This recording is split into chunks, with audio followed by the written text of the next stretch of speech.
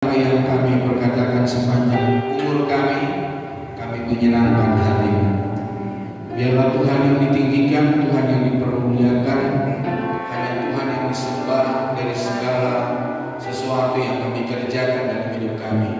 Karena kami percaya ketika Tuhan ditinggikan, sesuatu terjadi yang luar biasa dalam hidup kami. Berkati setiap kami untuk bekerja, dan hari ini berfirman-Lah bagi kami siap diberkati oleh Tuhan, ditegur oleh Tuhan, didewasakan oleh Tuhan. Kami hidup sesuai dengan kehendak dan rencana Tuhan. Segala kuasa yang bukan dari Tuhan yang ingin mencuri kebenaran firman kami tolak patahkan dalam nama Tuhan Yesus. Dan kiranya kasih karunia anugerah menjadi milik bagian kami sampai selama-lamanya. Dalam nama Kristus kami berdoa. Haleluya. Amin. Silakan duduk Bapak Ibu Saudara. Selamat pagi. Shalom. Shalom. Oke, hari ini kita akan belajar kebenaran firman Tuhan. Dan hari ini berbicara tentang kasih itu mengampuni dan memulihkan. Kita langsung saja membuka Alkitab kita yang terambil di dalam 2 Korintus pasal yang kedua, ayat yang 5 sampai ayat yang ke-8. 2 Korintus pasal 2 ayat yang ke-5 sampai ayat yang ke-8. Mari kita baca secara bersama. 2, 3. Tetapi jika ada orang yang menyebabkan kesedihan, maka bukan hatiku yang disedihkannya, melainkan hati kamu sekalian. Atau sekurang-kurangnya, supaya jangan aku melebih-lebihkan hati beberapa orang di antara kamu. Bagi orang yang demikian, sudahlah cukup teguran dari sebagian besar dari kamu, sehingga kamu sebaliknya harus mengampuni dan menghibur dia, supaya ia jangan binasa oleh kesedihan yang terlampau berat. Sebab itu aku menasihatkan kamu, supaya kamu sungguh-sungguh mengasihi dia. Nah, Bapak Ibu Saudara terkasih Tuhan, di sini kita berbicara tentang mengasihi, mencintai, dan menerima orang lain dari segala kekurangan dan kelemahan. Di dalam firman Tuhan ini berkata, kalau ada orang yang membuat kamu sedih, membuat kamu berduka cita, bukan aku yang sedih, tetapi kamu sekalian yang memperoleh kesedihan. Nah, Bapak Ibu Saudara terkasih Tuhan, Rasul Paulus mau berbicara bagaimana hidup seseorang yang dipenuhi oleh kasih Tuhan, bagaimana hidup seseorang yang dipenuhi oleh Roh Kudus, bagaimana hidup seseorang yang penuh dengan kasih dan pengampunan daripada Tuhan. Karena ketika ada orang mengalami luka hati, luka batin, maka Bapak Ibu Saudara terkasih Tuhan, orang yang tidak siap, orang yang tidak dibaharui oleh Tuhan, orang yang tidak dipulihkan oleh Tuhan, maka dia akan terperosok, maka dia akan berduka cita, maka dia akan mengalami yang namanya tidak ada damai, tidak ada sukacita di dalam hidupnya. Bapak Ibu Saudara terkasih Tuhan, Rasul Paulus berkata, bagi orang demikian sudahlah cukup teguran dari sebagian besar dari kamu, sehingga kamu sebaliknya harus mengampuni dan menghibur dia, supaya dia jangan binasa oleh kesedihan yang terlampau berat. Jadi Bapak Ibu Saudara terkasih Tuhan, ada orang yang mengalami kesedihan, ada orang mengalami berat hati, ada banyak orang datang ke gereja tidak mengalami sukacita di dalam hidupnya oleh karena masalah persoalan yang dihadapinya. Di dalam Efesus pasal 4 ayat 32, Efesus pasal 4 ayat 32 kita baca bersama, dikatakan firman Tuhan, tetapi hendaklah kamu ramah seorang terhadap yang lain, penuh kasih mesra dan saling mengampuni, sebagaimana Allah di dalam Kristus telah mengampuni kamu. Jadi firman Tuhan mengajari kita supaya kita mengampuni. Mengampuni bukan karena kita hebat, bukan karena kita mampu, tetapi karena Tuhan telah mengampuni dari segala kekurangan kita. Tuhan telah mengampuni dari segala dosa kita. Tuhan telah mengampuni dari segala apa yang kita perbuat atau apa yang kita lakukan mungkin kita tidak sadari. Tuhan telah memberikan pengampunan bagi kita. Jadi Bapak Ibu Saudara terkasih Tuhan, memang untuk mengampuni orang lain tidak segampang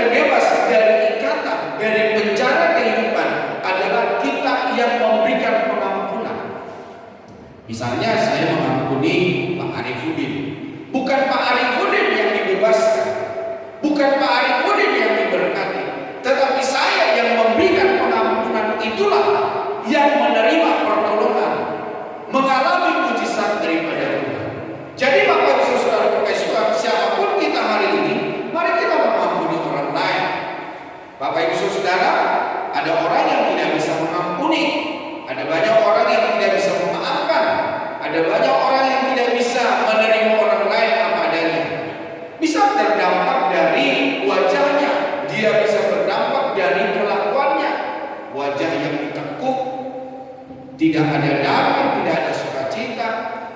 Jadi Bapak Ibu Saudara kasih Tuhan, firman Allah berkata, hendaklah kamu ramah seorang terhadap yang lain, penuh kasih mesra dan saling mengampuni. Nah, ada pertanyaan yang begini, mengapa kita harus mengampuni? Ya karena memang itu perintah Tuhan, Saudara. Bilang dulu kiri kanannya, itu perintah Tuhan. Itu bukan perintah pendeta, itu bukan perintah orang-orang yang memberitakan firman Tuhan, tetapi itu perintah Tuhan. Mengampuni bukan pilihan, melainkan syarat untuk menerima pengampunan dari Allah. Di dalam Injil Matius pasal ke-6, coba kita lihat Injil Matius pasal 6. Hari ini kita akan banyak membaca Alkitab. Injil Matius pasal yang ke-6, ayat yang ke-14 dimulai. Ayat 14 sampai ayat yang ke-15. Dikatakan begini, karena jikalau kamu mengampuni kesalahan orang, Bapamu yang di surga akan mengampuni kamu juga. Tetapi jikalau kamu tidak mengampuni orang, Bapamu juga tidak akan mengampuni kesalahan. Jadi ingat ini Bapak Saudara, ketika kita mengampuni orang lain, bukan orang itu yang diampuni Bapak Saudara, tetapi kita yang memberikan pengampunan, kitalah yang diampuni.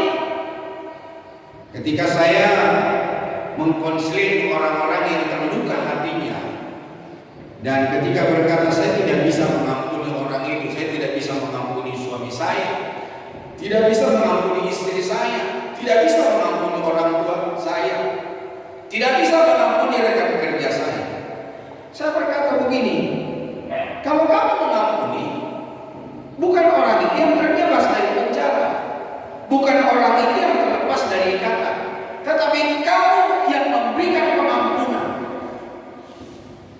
Itulah yang dibebaskan, itulah yang ditolong oleh Tuhan. Maka ada doa Bapa kami yang berkata, ampunilah akan kesalahan kami, seperti kami juga mengampuni orang yang bersalah kepada kami. Ketika kita mengampuni orang, bukan orang yang kita ampuni yang dibebaskan oleh Tuhan, tetapi kita yang mengampuni. Nah, mengapa harus mengampuni? Yaitu karena karakter kasih, Saudara. Jadi orang-orang percaya hendaknya kita mengampuni orang lain, tidak ada dendam, tidak ada amarah. Kasih sejati tidak menyimpan kesalahan orang lain. Kasih sejati tidak mengumpat, Saudara. Kasih sejati tidak memperkatakan apa yang tidak berkenan, apa yang tidak diperbuat oleh orang lain. Tetapi Bapak Ibu Saudara kasih Tuhan, kekristenan banyak sekali yang berbicara bahwa si A melakukan ini, si B melakukan itu. Tetapi saudara-saudara kasih Tuhan, pada hakikatnya orang yang dituduhkan melakukan perbuatan jahat, tidak ada bukti, tidak ada perbuatan yang seperti dikatakan. Nah, kenapa kita harus mengampuni? Itu kebebasan pribadi. Dendam adalah penjara. Mengampuni membebaskan jiwa dari beban masa lalu. Jadi ketika kita tidak mengampuni, saudara, kita akan seperti memikul beban berat. Makanya ketika ada orang yang mau mengampuni orang lain, dia berkata begini, terima kasih Bapak, rasanya beban saya yang berat berkilo-kilogram, saya rasanya sudah dilepaskan, aku penuh dengan sukacita. Jadi Bapak Ibu Saudara Tuhan yang berbeban berat, yang tidak bisa mengampuni orang lain, marilah Bapak Saudara mengumpul. Jadi sekali lagi, bukan orang yang kita ampuni itu yang menerima berkat, tetapi saya yang mengampuni itu yang dibebaskan, yang ditolong oleh Tuhan. Nah, kasih sebagai dasar pemulihan, yaitu kasih tanpa batas, belajar dari ajaran Yesus tentang mengampuni. Dikatakan dalam Injil Matius 18 ayat 21 sampai 22, 70 kali 70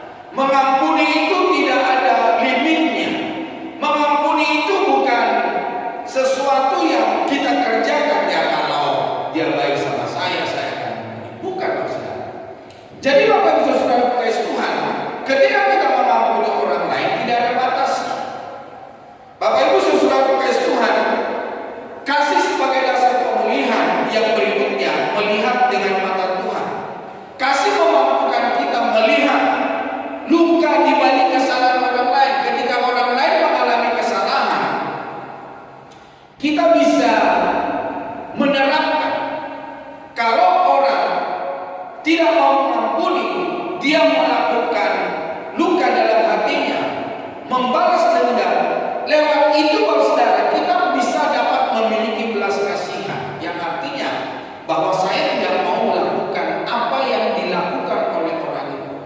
Yang artinya bahwa saudara Tuhan, di dalam hati kita akan muncul belas kasihan daripada penghakiman, yang akhirnya kita bisa memberikan pengampunan kepada orang lain. Bapak Ibu saudara Tuhan, hari ini mari kita belajar dari kebenaran firman Allah.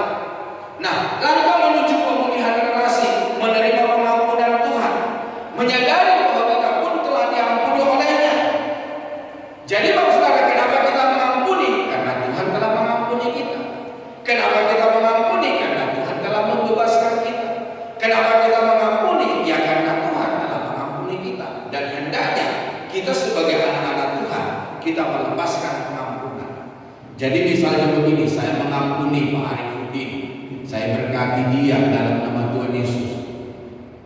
Ya, orang yang kita ampuni, dia tidak perlu tahu apa yang kita perkatakan, tetapi pribadi kita datang kepada Tuhan supaya Tuhan mengampuni orang yang kita jengkel, orang yang kita benci, orang yang tidak bisa kita ampuni, saudara, kita mengampuni dia. Nah, Bapak Ibu saudara, menuju kepada pemulihan relasi, yaitu keputusan untuk melepaskan. Mengampuni adalah pilihan kehendak, bukan sekedar perasaan. Jadi adalah sebuah pilihan, mau mengampuni atau tidak, itu pilihan. Kalau kita tidak mau mengampuni, itu adalah pilihan, dan kita menerima akibatnya. Akibatnya apa? Kita tidak merasakan damai, kita tidak merasakan sukacita. Ketika kita ketemu sama orang yang tidak kita mau ampuni, ada orang yang buang luka. Maaf, ada orang yang buang ludah di lukanya. Jadi Bapak Ibu saudara Tuhan, mari kita hari ini belajar daripada Yesus Kristus untuk kita dapat mengampuni orang lain. Nah, langkah menuju pemulihan relasi yaitu membangun jembatan, mengutamakan kerendahan hati untuk memulai rekonsiliasi. Nah, dampak dari kasih yang memulihkan yaitu damai cakra. Kita akan mengalami damai, kita akan mengalami sukacita. Apakah orang yang kita ampuni itu dia mengalami sukacita? Oh, belum tentu, saudara. Karena apa? Kita yang melepaskan pengampunan, kita melepaskan kasih, saudara. Bagi saya mengampuni, saya sebut namanya. Karena apa, saudara? Dari situ Tuhan memulihkan hidup saya, dari situ Tuhan menolong saya. Jadi Bapak Ibu saudara Tuhan, hendaknya setiap kita dapat mengampuni orang lain. Yang berikutnya, saudara, dapat dari kasih memulihkan kita ini menjadi kesaksian hidup. Jadi lewat kita mengampuni orang lain, kita menjadi berkat buat orang-orang di sekitar kita.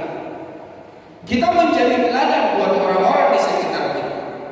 Jadi jangan kita berkata orang Kristen, orang percaya, tetapi Bapak saudara ada dendam, ada tidak mau mengampuni orang, tidak melepaskan hal yang baik untuk orang lain, Bapak saudara. Tetapi hari ini lewat pengampunan yang kita lepaskan kepada orang lain, kita menjadi kesaksian hidup. Yang berikutnya, ketika kita mengampuni, Bapak saudara, ada pertumbuhan iman, menjadi manusia baru yang mencerminkan ciri pengikut Kristus. Ketika kita mengampuni, maka itu adalah ciri pengikut Kristus. Nah, kalau kita ada dalam kesumat, saudara, dan kita berkata, enak aja dia saya ampuni, berarti kita bukan pengikut Kristus. Kita bukan anak Tuhan. Memang boleh kita datang ke gereja, boleh kita datang beribadah, tetapi ketika kita tidak mengampuni, apakah itu ciri anak Tuhan? Tidak, saudara. Itu adalah ciri orang-orang yang tidak mengenal Allah. Jadi Bapak saudara, pastikan setiap kita yang hadir hari ini bahwa kita adalah orang-orang yang mengenal Allah. Dalam Kolose 3 ayat yang ke-13, coba kita lihat Kolose pasal 3 ayat yang ke-13. Firman Tuhan berkata, sabarlah kamu seorang terhadap yang lain, dan ampunilah seorang akan yang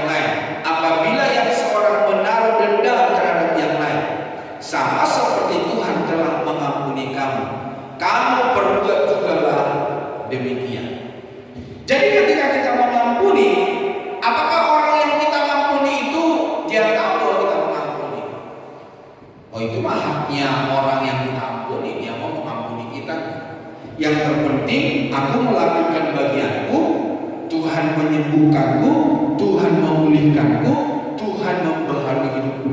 Jadi Bapak Saudara, ketika Bapak Ibu mengampuni orang yang tidak sesuai dengan kehendak kita, tidak sesuai dengan kerinduan kita, maka Bapak Saudara kasih Tuhan, kita akan bersuka cita, kita akan mengalami damai, kita akan mengalami kebebasan di dalam hidup kita. Jadi Bapak Saudara kasih Tuhan, ampunilah seorang yang lain. Kasih sejati tidak mengabaikan dosa, tetapi juga tidak menghancurkan orang berdosa. Dalam jemaat Korintus, Paulus mengajarkan keseimbangan antara disiplin dan pemulihan. Pemulihan akan terjadi jika ada kasih yang tulus. Jadi Bapak Saudara kasih Tuhan, milikilah kasih yang tulus yang daripada Kristus. Dia menerima engkau apa adanya, dia mengampuni segala dosa, segala apa yang tidak berkenan di hadapan Tuhan. Sekalipun kita melakukan ada banyak kesalahan di hadapan Tuhan, namun Tuhan memberikan pengampunan. Nah, bagaimana karakteristik kasih yang dinyatakan dalam nafsi ini? Yang pertama, saudara, kasih yang mendisiplinkan di dalam ayat yang kelima dan ayat yang keenam. Jadi lewat kasih kita didisiplinkan oleh Tuhan. Disiplin dijatuhkan bukan untuk membalas dendam, tetapi untuk menyadarkan. Jadi Bapak Saudara, menghajar dan mendisiplin itu berbeda. Mendisiplin itu kebenaran firman Tuhan, tapi menghajar itu adalah egoisan, itu adalah dendam. Tetapi memberikan disiplin untuk mengatur orang itu hidup tidak kebenaran firman Tuhan, menjalani kehendak Tuhan apa tidak. Di dalam Amsal 27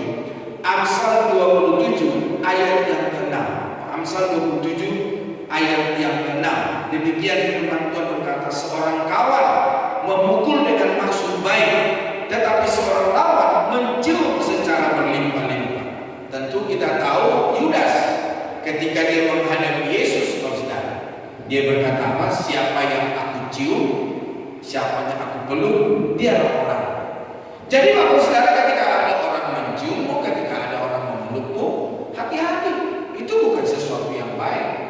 Tetapi bukan orang yang menciummu, memelukmu, itu adalah perbuatan yang salah. Tetapi perlu hati-hati Bapak Saudara. Karena firman Tuhan berkata, orang yang kelihatannya memberikan sesuatu yang baik di dalam hidup kita, tentu bukan sesuatu yang baik direncanakan di dalam hidup kita. Jadi Bapak Saudara, mari kita menghidupi kebenaran firman Tuhan. Nah, Bapak Ibu Saudara kasih definisi disiplin positif. Disiplin bukan tentang hukuman fisik, melainkan mengajarkan tentang konsekuensi dari tindakan mereka dengan cara yang penuh kasih sayang dan pengertian. Jadi Bapak Saudara kasih Tuhan, mari hari ini kita dapat mengasihi orang lain. Tujuannya adalah membentuk karakter, bukan sekedar kepatuhan instan. Nah, kasih Allah yang mendisiplin. Materi ini menekankan bahwa disiplin adalah wujud kasih sayang untuk memurnikan karakter. Jadi Bapak Ibu Saudara kasih Tuhan, ketika seseorang mengasihi orang lain, yaitu supaya kasih kita itu murni, kasih kita itu serupa dengan Kristus. Yang berikutnya saudara, kasih yang membangkitkan, menjelaskan bahwa kasih harus sabar dan mampu menarik iman serta tanggung jawab. Jadi Bapak Saudara kasih Tuhan, ketika kita memberikan pengampunan, mengasihi orang lain, itu adalah sebuah tanggung jawab pribadi kita kepada Tuhan. Adakah kita melakukan kehendak Tuhan, atau kita melakukan apa yang menjadi kemauan kita? Jadi hari ini Bapak Saudara kasih Tuhan mengajari kita untuk kita dapat memberikan pengampunan, mengasihi orang lain. Nah, pendekatan disiplin positif, panduan dari Kemendikbudristek yang menjelaskan bagaimana mengajar atau menghukum siswa harus dilakukan sebagai bentuk kasih sayang dan tanggung jawab. Jadi Bapak Ibu Saudara kasih Tuhan, saya pernah menghadapi seorang guru Bapak Saudara di sekolah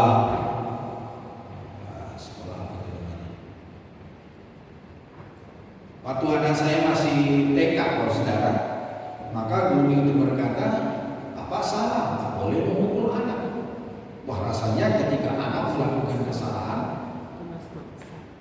Kita pengen pukul dia, tetapi guru itu menyalahkan saya, saudara. Nggak boleh pukul anak. Yang pada akhirnya, saudara Tuhan, ya akhirnya kita terbiasa tidak memukul anak. Maka kita selesaikan ketika dia mengalami masalah, mengalami persoalan. Maka saya seringkali berkata, apa yang kau kerjakan, apa yang kau lakukan, itu adalah sesuatu yang salah. Nah, itu di sekolah Tunas Bangsa di daerah Kalideres, saudara. Nah, di situ saya diajari bagaimana kita mendisiplin anak-anak, bagaimana kita menegur anak-anak. Jadi dari ajaran ini bukan hanya sebuah pukulan, tetapi dengan sebuah perkataan, sebuah kalimat yang kita utarakan kepada anak-anak, yang membentuk dirinya, yang sesuai dengan kehendak Tuhan. Nah, Bapak Ibu Saudara kasih Tuhan, yang berikutnya, definisi disiplin adalah perasaan taat terhadap nilai yang dipercayai sebagai tanggung jawab. Nah, manfaatnya membentuk kebiasaan baik, melatih tanggung jawab, dan memperkuat ketahanan mental. Nah, contoh nyata, ya, mungkin para orang tua ketika anak-anak bangun pagi, apakah mereka menaati aturan dengan tanpa merasa tertekan, atau mereka beribadah dengan tepat waktu, atau juga membaca kitab bukan karena dikhususkan dari gereja atau guru yang mengajar, tetapi ada sebuah kerinduan untuk belajar firman Tuhan. Jadi Bapak Saudara, bangun pagi hendaknya itu bukan menjadi sebuah aturan, tetapi itu merupakan sebuah kemauan, kerinduan yang memberikan yang terbaik. Membaca Alkitab bukan karena diserukan di dalam peribadatan, tetapi dengan kerelaan hati untuk memberikan hidup belajar kehendak Tuhan.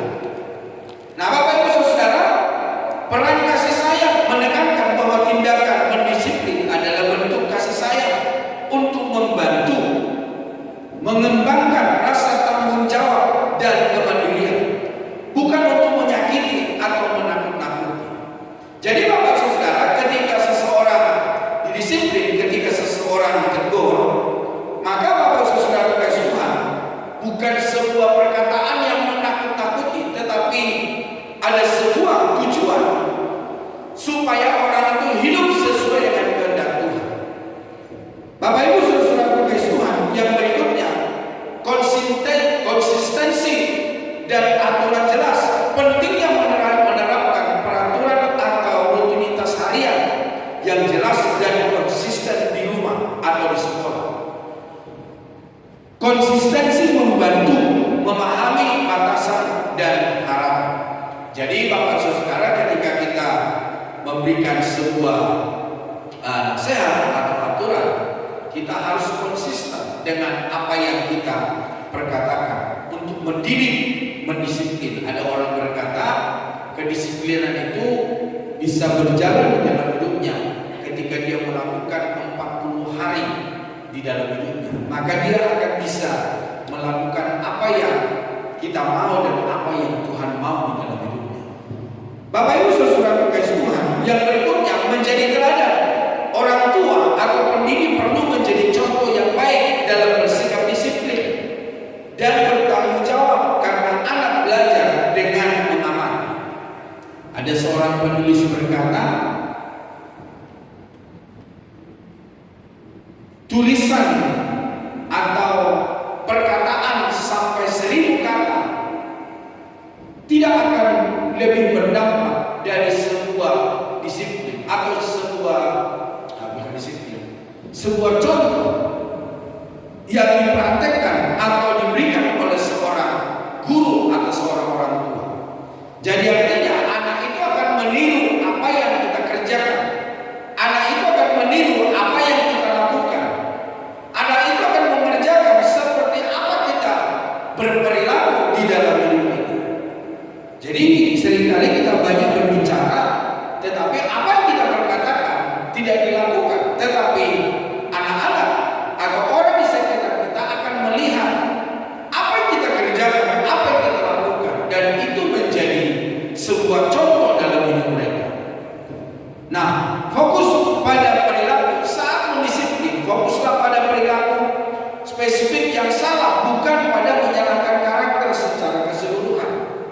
Jadi artinya begini, ketika anak mengambil apa yang bukan miliknya, yang kita persoalkan hari itu mengambil apa yang bukan miliknya. Jangan sampai terungkap kembali hal-hal yang lama atau hal-hal yang lain. Ada orang ketika mendidik anaknya, mendisiplin anaknya, perkataan-perkataan yang lain, situasi-situasi yang lain akan masuk juga di dalam nasihat-nasihat untuk berikutnya, yang akhirnya anak-anak berkata, "Papa, Mama, saya sudah tahu." Berulang kali diperkatakan. Jadi Bapak Saudara Tuhan, mari kita fokus pada perilaku. Dia melakukan apa saat itu? Mari kita fokus kepada apa yang dilakukan, apa yang dikerjakan, apa yang membuat dia tidak sesuai dengan keinginan dan kerinduan kita. Nah, Bapak Ibu Saudara Tuhan, yang berikutnya, konsekuensi logis. Berikan konsekuensi yang logis dan terkait langsung dengan tindakan, bukan hukuman yang sewenang-wenang. Nah, ketika kita mendisiplin Bapak Saudara, mari kita berikan konsekuensi. Jadi Bapak Saudara Tuhan, ketika saya mendidik anak, maka ada konsekuensi, ada sesuatu yang dikerjakan dalam hidupnya. Ketika dia salah bertindak, salah berkata-kata, salah bergaul, maka saya panggil dia. Nah, Bapak Ibu Saudara Tuhan, ketika saya panggil dia, saya akan tanya, "Kamu melakukan ini?" "Ya, saya melakukan ini." "Kamu minta maaf sama Tuhan?" "Kamu berdoa sama Tuhan?" Bapak Ibu Saudara, apakah anak itu langsung berubah dari apa yang kita nasihati? Tidak, Bapak Saudara. Sekali, dua kali, tapi pada dasarnya ketika anak kita ajari, kita berikan konsekuensi, kita berikan tindakan di dalam hidupnya, minta ampun sama Tuhan, dan berjanji saya tidak akan melakukan hal itu lagi, maka Bapak Saudara Tuhan, itu tertanam dan anak itu bertumbuh secara rohani. Jadi Bapak Saudara Tuhan, ada konsekuensi yang kita katakan kepada anak-anak. Bapak Ibu Saudara, penguatan positif, memberikan apresiasi atau penghargaan saat menunjukkan perilaku yang baik juga merupakan bagian penting dari proses disiplin. Jadi ternyata Bapak Saudara Tuhan, ketika kita mendisiplin dan orang itu telah melakukannya, maka kita memberikan apresiasi, kita memberikan hadiah buat dia, Saudara. Jadi Bapak Saudara, bukan hanya sekedar memberikan tindakan supaya dia tidak melakukan, tetapi ada sebuah juga apresiasi, ada sebuah pengorbanan, sesuatu yang bisa dinikmati atau diraih oleh orang yang ada di sekitar kita. Nah, disiplin gereja adalah ekspresi kasih yang bertujuan membawa pertobatan, bukan mempermalukan. Nah, Bapak Ibu Saudara Tuhan, ketika kita mendisiplin orang lain, Saudara Tuhan, tidak perlu digembar-gemborkan. Nah, firman Allah berkata bahwa ketika mendisiplin di gereja, tujuannya untuk membawa sebuah pertobatan. Jadi Bapak Ibu Saudara Tuhan, marilah hari ini kita menerima, mari kita mau didisiplin, dan lewat hidup kita nama Tuhan dipermuliakan. Kasih yang sejati berani menegur demi kebaikan rohani. Tegurlah dengan motivasi kasih, bukan emosi. Tujuan disiplin adalah pemulihan, bukan penghukuman permanen. Yang berikutnya, Bapak Saudara, kasih mendasari pengampunan di dalam ayat ke-7. Paulus mendorong jemaat untuk mengampuni dan menghibur agar orang itu tidak tenggelam dalam kesedihan berlalu. Jadi Bapak Saudara, mari kita mengampuni dan mari kita mengasihi orang lain. Nah, dasar teologis kasih Allah yang mendahului pengampunan bukan sekedar melupakan kesalahan, melainkan respon atas kasih Allah yang sudah kita terima lebih dulu. Jadi Bapak Ibu Saudara Tuhan, Allah telah mengasihi kita, Allah telah mengampuni kita, Allah telah membebaskan kita dari